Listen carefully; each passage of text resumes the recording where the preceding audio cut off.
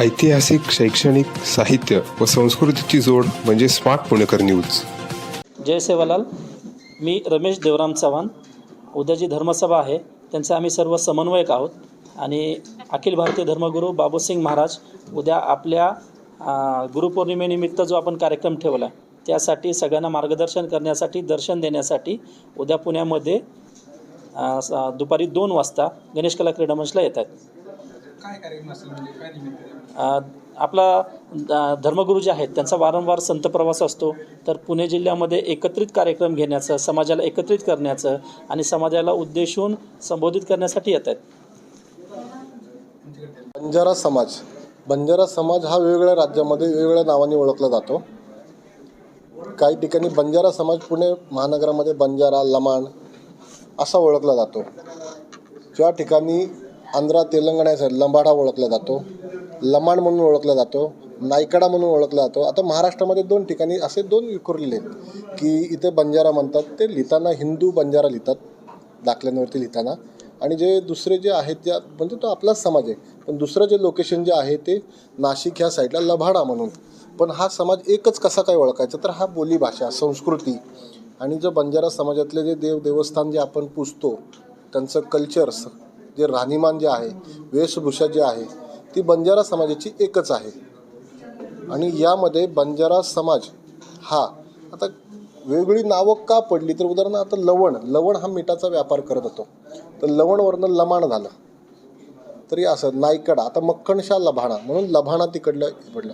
आता बंजारा समाजामध्ये हा खूप गौरवशाली इतिहास आहे बंजारा समाजाचा. बंजारा समाजामध्ये मोठमोठे योद्धे आणि मोठमोठे संत महंत लाभले गेलेले आहेत. यामध्ये काही मोजके नावं घेतो मी. संत सेवालाल महाराज, हातीराम बापू महाराज, नंतर रामराव बापू महाराज, हे 3 संत आपल्या बंजारा समाजासाठी चांगले मोठ्याने लाभले गेले. पण लोकालाल महाराज ही आपल्यासाठी चांगले संत लाभले. योद्धामध्ये लकीशाह बंजारा हे दिल्लीमध्ये आंतरराष्ट्रीय स्तरावरती व्यापार करत होते. ते मक्खणशाह लबाणा हे जे योद्धे होते ह्यांनी आजपर्यंत समाजाला धर्माविरुद्धच लढाई केली जी आहे ते. आणि संत सेवालाल महाराजांनी शांतीचे प्रतीक आणि त्यांना देवी जगदंबेचा त्यांच्यावर आशीर्वाद होता. आजपर्यंत जो आम्ही ऐकत आलेला इतिहास होता, तो इतिहास काय होता की सेवालाल महाराजांना देवी त्यांना प्रकट झाली होती, त्यांना प्रसन्न होती. नंतर त्यांनी मातीचा शिरा बनवला, त्यांच्याकडे 2755 गायी होत्या, असं आम्हाला इतिहास सांगितलं. पण हे आत्ता जे विद्रुपीकरण जे चालू आहे, सेवालाल महाराजांनी 60 युद्ध लढले, 68 युद्ध लढले. सेवालाल महाराज क्रांतिकारी होते. म्हणजे संताला क्रांतिकारी करून महापुरुषामध्ये मोड करणे आणि समाजाचे विद्रुपीकरण करणे हा एक दुसरा समाजामध्ये डाव्या विचारश्रेणीची एक षडयंत्र मोठं चालू आहे. आणि समाजामध्ये आता संघटन श्रेणीचं भरपूर काम झालं आहे.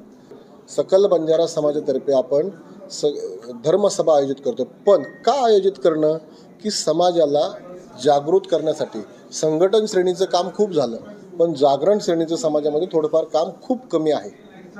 सर म्हणताय जसं मराठी बघता मराठी चांगली दिसते, म्हणते लमाण भाषा वेगळी ही आहे, उद्यानंतर सगळे मराठी नाही, फक्त बंजारा लमाणा भाषा, बोली भाषा सर्वांची एकच आहे. नावं जरी वेगवेगळी असली, बोली भाषा एकच आहे. मराठी सगळ्यांना समजते. आम्ही महाराष्ट्रातलेच आहोत मूळ, पण आमची जी पारंपरिक जी भाषा आहे ती पारंपरिक भाषा बंजारा आहे.